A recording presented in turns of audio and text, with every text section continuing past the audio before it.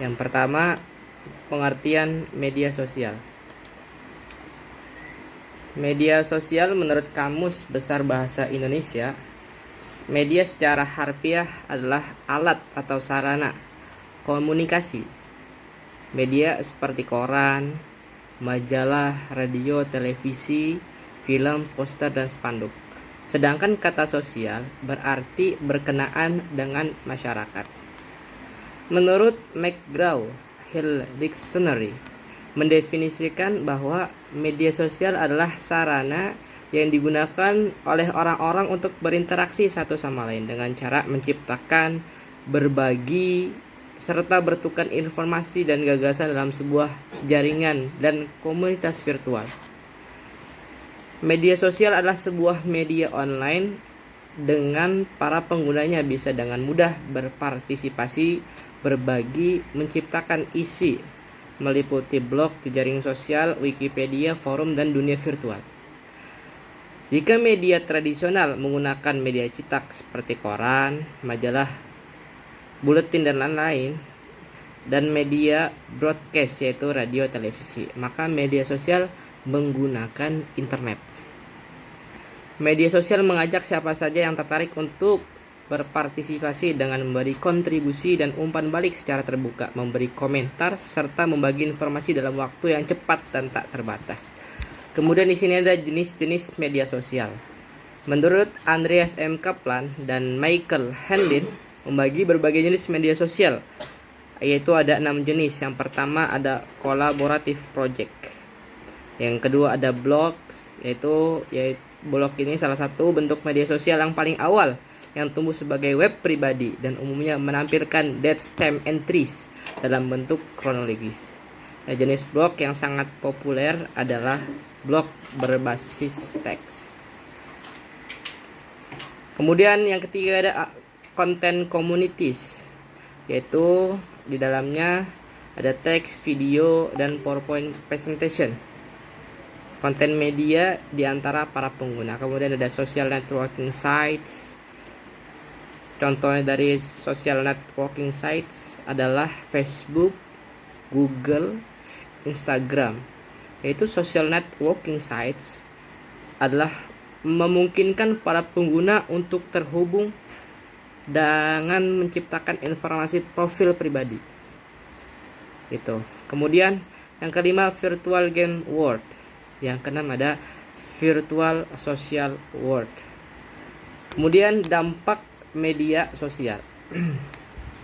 Hasil survei We Are Social yang dilakukan di negara Singapura pada tahun 2017 menunjukkan bahwa penduduk Indonesia yang menggunakan media sosial pada tahun 2017 mencapai 106 juta dari total populasi rakyat Indonesia, yaitu 262 juta. Aktivitas tertinggi pengguna media sosial di Indonesia dilakukan oleh para digital native dengan persentase 62% menggunakan smartphone, 16% menggunakan komputer, dan 6% menggunakan tab atau tablet. Hasil penelitian dari UNESCO menyimpulkan bahwa 4 dari 10 orang Indonesia aktif di media sosial seperti Facebook yang memiliki 3,3 juta pengguna, kemudian WhatsApp dengan jumlah 2,9 juta pengguna, dan lain-lain. Kemudian di sini ada dampak dari media sosial, yaitu dampak positif. Penggunaan media sosial di masyarakat akhir-akhir ini cukup memprihatinkan, terutama di kalangan remaja. Banyak manfaat juga banyak hal negatifnya.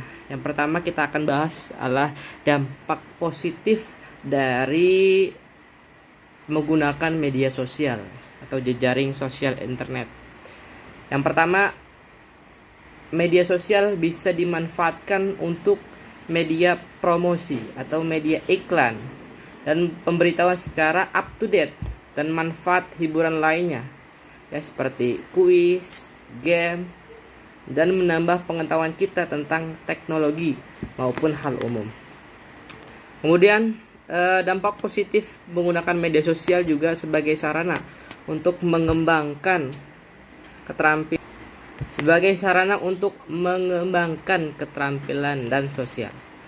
Kemudian dampak positif selanjutnya media sosial, dengan menggunakan jaring sosial kita bisa berkomunikasi dengan siapa saja, di mana saja, walaupun teman kita ada di berbeda negara, di berbeda dunia, atau di berbeda belahan benua, kita dapat berkomunikasi dengan teman kita secara langsung, secara up to date. Tidak seperti zaman dahulu sebelum munculnya media sosial, menggunakan surat menyurat itu butuh waktu beberapa hari, hitungan hari, seminggu, bahkan berbulan-bulan baru pesan kita tersampai. Tapi di zaman sekarang, era modern, kita menggunakan media sosial, kita bisa nelpon, kita bisa chatting dengan teman kita yang berbeda tempat, bahkan jauh di sana, berbeda negara, bahkan benua. Kita bisa video call dan telepon secara langsung. Itu dampak dari media sosial, dampak positif.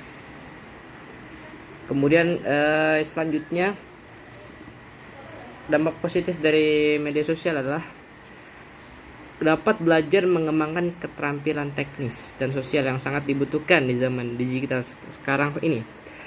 Mereka akan belajar bagaimana cara beradaptasi, bersosialisasi dengan publik, dan mengelola jaringan pertemanan.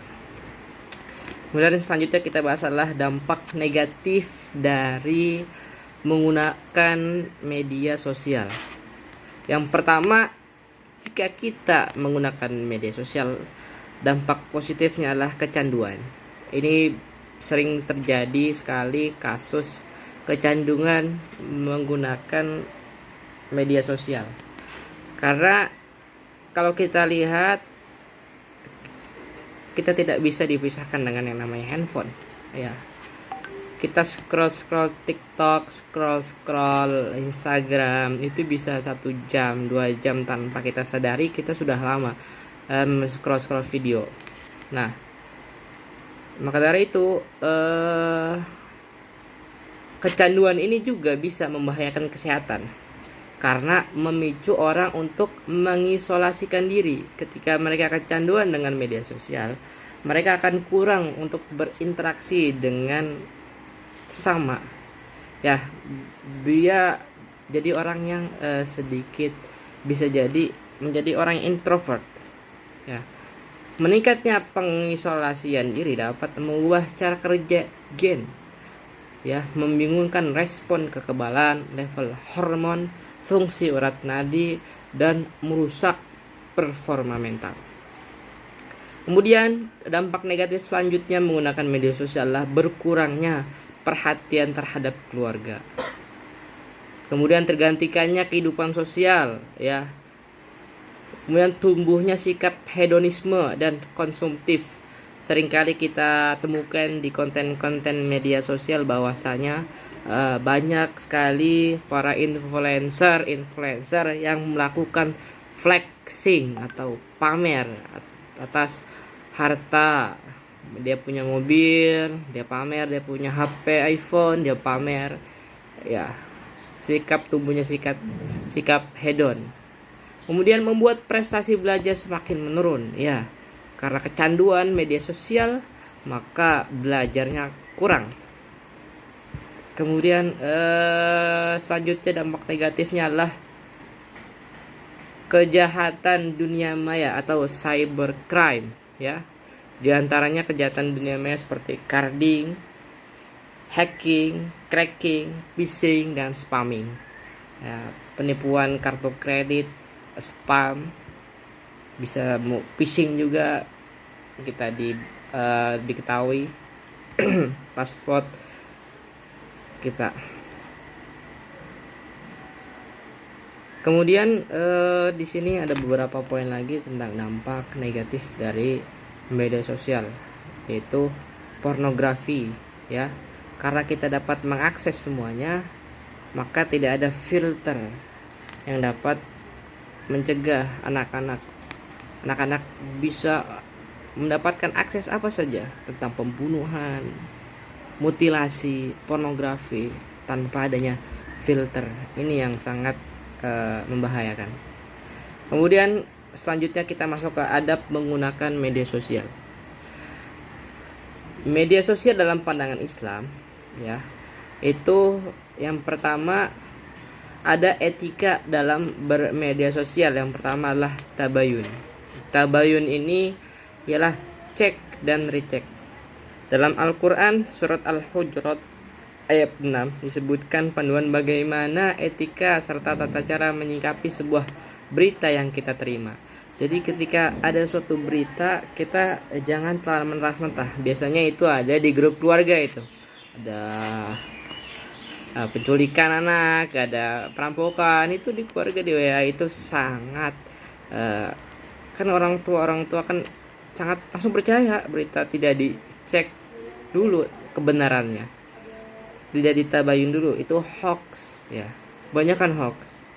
Makanya kata Al-Quran, ya ayyuhalladzina amanu in ja'akum fasikum binaba'in fatabayyanu an tusibu qauman bijahadatin fatusbihu ala ma fa'altum nadimin. Yang artinya, hai orang-orang yang beriman, jika datang kepadamu orang fasik membawa suatu berita, maka periksalah dengan teliti.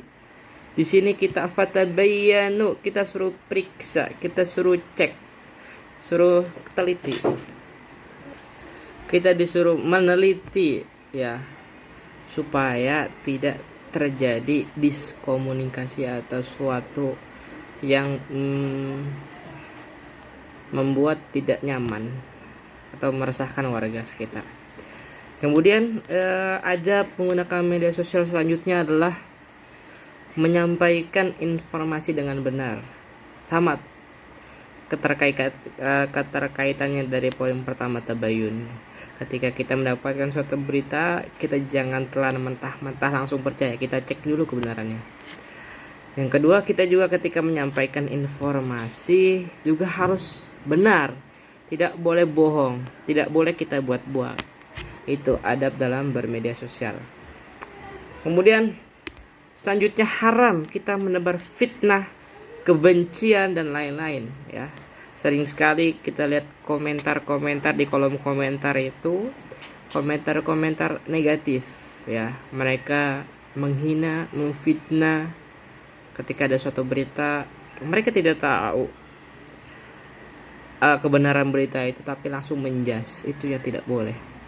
Kemudian menebar kebencian, rasis, kita juga tidak boleh rasis. Kemudian media sosial digunakan untuk amar ma'ruf nahi mungkar ya. Kebebasan berpendapat seringkali disalahgunakan untuk membuat fitnah, opini palsu dan menebar kebencian yang sering diutarakan melalui media sosial. Allah Subhanahu wa taala dalam Al-Qur'an surat Ali Imran ayat 104 meminta agar setiap umat manusia membela apa yang baik dan benar. Wal takum minkum ummatun yad'una ilal khairi wa ya'muruna bil ma'ruf wa yanhauna 'anil munkar wa ulaika humul muflihun.